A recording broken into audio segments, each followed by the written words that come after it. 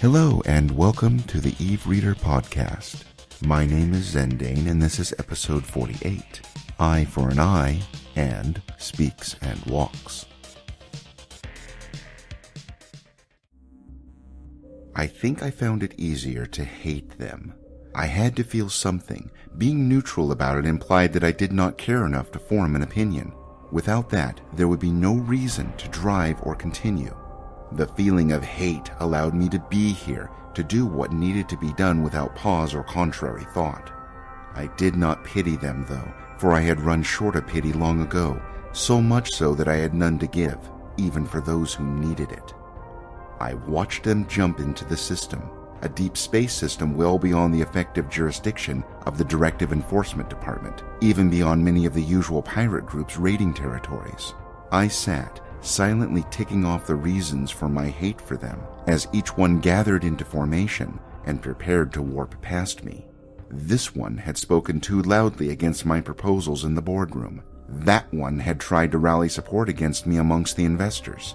More gate activity flashed on my screen. This one had attached himself to the coattails of my eventual successor. Another had made a feeble attempt at spying on me, only to ruin it by approaching too closely. On it went, down the line, until the last of the 13 aligned his ship with the destination and the fleet began to cycle their warp drives. This one was different. This one had been a friend of sorts, someone I had known for many years. Despite the years of friendship, countless hours spent working together on vital projects, days spent visiting his family, keeping his back at my own expense in times of crisis and despair. This one had turned against me, betrayed me to my enemies. Could I really hate him? This was not another face I barely knew, another face from the boardroom or the factory floor, or an enemy who had always been a staunch advocate of the other side. This was a person I had spent time with, both good and bad. I knew the names of his children, who he'd had an affair with in the office last year, where he had gone to school and what his favorite lunchtime meal was, amongst dozens of other trivial memories. I knew that it had to be done, that all of them had wronged me, had directly contributed to my loss of power, my loss of prestige, and the loss of everything that made me who I was. Anything beyond that was simply extraneous information, not pertinent to the crime for which they were being punished. I knew I could hate every single one of them, that they all had to die for their sins to be absolved. I followed them in warp, unseen and unheard, to a still rich asteroid belt not far from the fourth moon of the system's 18th planet, where their group of exhumers and cargo vessels began the tedious work of stripping the asteroids, whilst the combat patrol established its barrier. Gliding effortlessly between a pair of cruisers, I sat at point-blank range from my old friend and sent the all-clear message to my new friends. I checked my weapons and electronic warfare system status as the screeching sound of a dozen decloaking recon cruisers filled the system. Only 40 rounds per gun. Not enough, I thought. I hate reloading in the middle. This concludes Eye for an Eye, and now, Speaks and Walks. This is the soldier, a man who stands clear of others. Whatever brought him here is of no concern to anyone but himself, and those he encounters on a daily basis are either utterly disinterested in the subject, if they're doing their damn jobs properly, or barely coherent long enough even to voice it, if the soldier is doing his. Besides, there is really blessed little point in thinking about it, let alone voicing it to the other soldiers. Not in a life that is filled to the brim with action and movement and devotion to an endless cause. He got here through difficult times, and now that he is here, he is at one and the same time disconnected from the world around him, and more intimately connected to it than anyone he knew in his past life. And in the fuge of endless motion where he spends almost every waking moment, he feels sacrosanct. His weapons are an extension of himself, as they are with any even half-decent soldier in whatever army you care to name. A weapon that isn't an extension of you is wielded only for show, but in this case, he himself is also part of the weaponry, and not all soldiers can make that claim. The weapon is not what he holds, aims, and fires. That's merely the outward evidence that it even exists. Nor is it what he moves and blinks and breathes, which is but a vessel for the weapon, a holster, and a shell.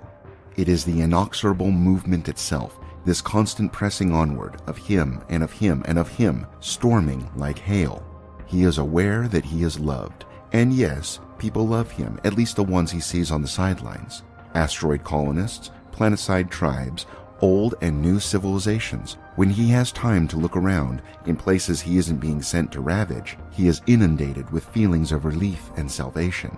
But there is a deeper love too, not from a sentient being so much as from the perceptual universe in which he exists. He is alive and has a purpose, and the world he sees around him is devoted to maintaining both of those conditions for as long as possible. If this is not the purest kind of love, then he does not know what is.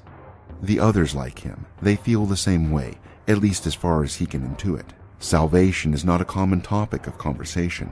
They are bound by their allegiance to a faction, and from what he can tell, they all do feel that allegiance, but it, too, is not often spoken of.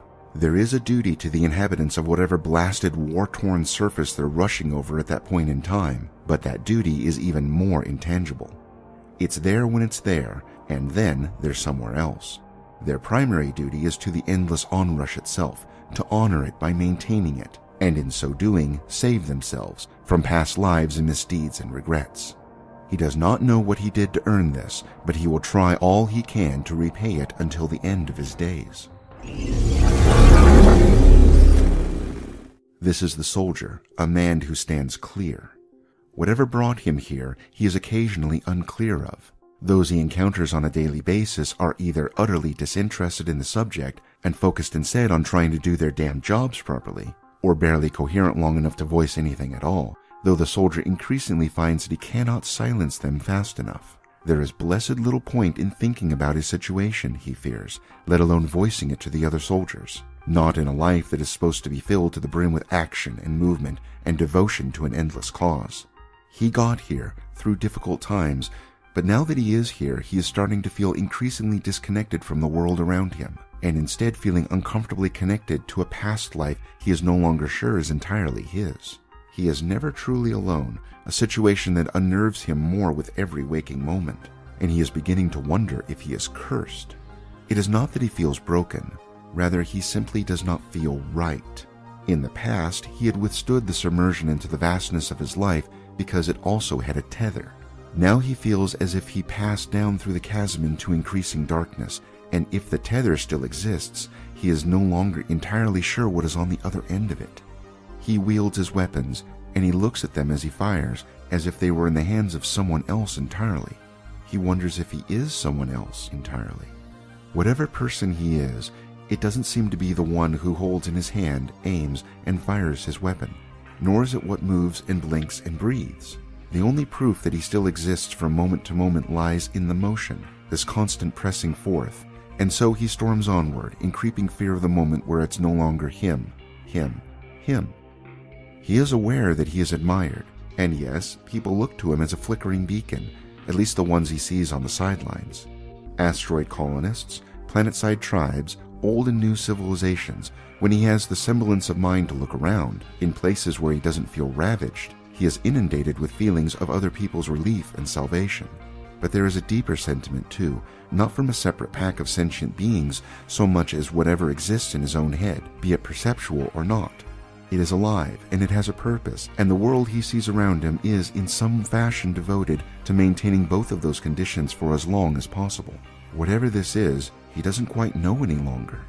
Those of the others who are like him, at least so as far as he can intuit, appear to feel the same way. Sanity is not a common topic of conversation. They are bound by their allegiance to their faction, and from what he can tell, they still all feel that allegiance, but it's not often spoken of, and their duty to the inhabitants of whatever hellhole they're rushing over at any point in time is growing even more intangible and nebulous. It's there when it's there, and when they're somewhere else, it feels uncomfortably distant and inapplicable to their lives. Their primary duty is to keep the rush going, to honor it by maintaining it, and in so doing, save themselves from their lives and worries and fears. This is the soldier, a man who stands alone. Whatever brought him here no longer matters, and if he ever thinks of it, in a life that is filled with blasting noise and stomping movement and endless impact that reverberates through everything around him, he does so in the rare company of silence. Those he encounters he finds utterly incomprehensible. He is barely coherent enough even to voice his thoughts most of the time. There is no thinking about his situation, nor speaking about it to the other soldiers. His life is a series of barely coherent flashing images, sound and fury, the cause of which seems endless and unstoppable. He got here, and in these increasingly difficult times, he has lost the connection to anything and anyone he knew. Sometimes, in blessed, sacred moments, he is alone, part of nothing and beholden to no one. The rest of the time, he is living the life of some other being that inhabits him, with no solitude and nothing but a haze of constant motion, like a puppet being yanked on by its strings. During his lucid moments, he feels like he is being wielded by some other creature, in battle and in daily life. When he opens his mouth, he truly does not know whether the words that come out, if he can bring himself to speak at all, will make any sense to him. When he walks, he doesn't know whether he may turn, or stop, or fall to his knees. He is rapidly becoming useless, a weapon wielded only for show. At most he can move and blink and breathe. The rest of his existence belongs to a force that he does not understand. His dreams are of other places and incorporate memories he knows he did not used to have. When he eats, he wonders what it would be like not to eat. When he drinks, not to drink. When he moves, to stop. He is aware that he is feared, and yes, that people cower from him, at least the ones he sees on the sidelines. They know what he is capable of, which is more than he can say. Asteroid colonists, planet-side tribes, old and new civilizations, when he sees them, he doesn't know whether they are truly there or merely figments of the other entity's imagination. He has ways of finding out, and they work well to ground him, but those are only a temporary salve, and the relief is so fleeting when he's inundated in blood. There is a deeper fear that envelopes him too, not merely what he senses from other people, but from the thing inside of him, which for all the world may be an actual sentient being. If it is alive like him and has a purpose, then he cannot see how he can possibly maintain those conditions for very long. There are other soldiers, and the few of them who are like him are exactly like him. Everyone else treats them like they are seriously ill, which the soldier supposes is probably true, and like they're a danger to themselves and others, which the soldier knows for a fact is entirely true. Desertion is not a common topic of conversation. Sometimes people just disappear, whether it's of their own volition or if the commanding faction has eliminated them from the war entirely, he doesn't know. When it comes to their superiors, information is not freely shared, nor is aid or sympathy.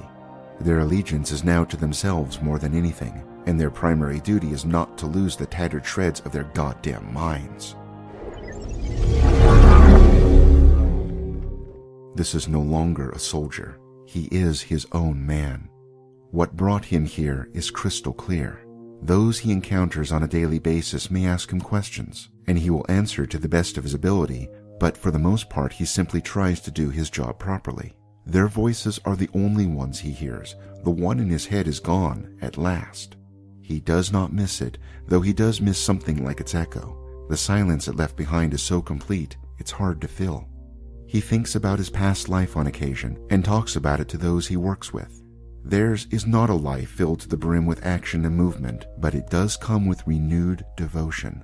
He got here through difficult times, and now that he is here, he is at one and the same unconcerned with the world around him, and more at peace with it than he ever was in his past life.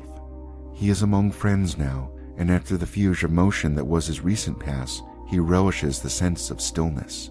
His weapons are still in use, because he chooses to employ them, but he could lay them down at a moment's notice and walk away forever. That knowledge keeps him going, that if the moment ever arrives when he wants to let go, all his weaponry will only be for show. It will not be held in his hand to be aimed and fired, and it will not be inside him, moving and blinking and breathing, trying to push its way out through the cracks in his mind. In that way, even though he still fights, he is moving on, and it's only him, and nothing else. He is aware of himself now, free of noise, and to his continued surprise he finds that he bears a lot of love in his heart. Asteroid colonists, planet-side tribes, old and new civilizations. He periodically takes the time to look around, if only to appreciate the life he's made and the lives he's touched. The relief he feels at the salvation from his past existence is palpable. there is a deeper appreciation too, now that what felt like an alien, sentient being has been removed from the perceptual universe in which he exists. He is alive, and thanks to his training, his experience, and the clean technology now inside his head, he still has a purpose. If this is not the purest kind of life, then he does not know what is. The others like him, they feel the same way. It's a common topic of conversation. They are bound by nothing and no one. He serves himself. If there is an immediate duty, it is to whoever is hiring them at the moment to run over whatever blasted, war-torn surface is in front of them. But there is a greater, primary duty that is even less tangible and far more pressing. It is to the memory of that past life, of the endless onrush, of the breakaway moment in which they saved themselves from the endless cycle of lives and madness. And it is to the forces that put him in that position, knowing full well what it would do to him. He does not know what he did to earn it, but he will do everything in his power to pay them back for that until the end of his days. This concludes the Chronicle Speaks and Walks. Thank you for listening. If you are interested in learning more about the rich history of the EVE universe, please visit the EVE Chronicle site at community.eveonline.com/background/POTW. Copyright information regarding the Chronicles in this podcast may be found at evereader.org/copyright.html. No evacuating titans were harmed during the making of this show.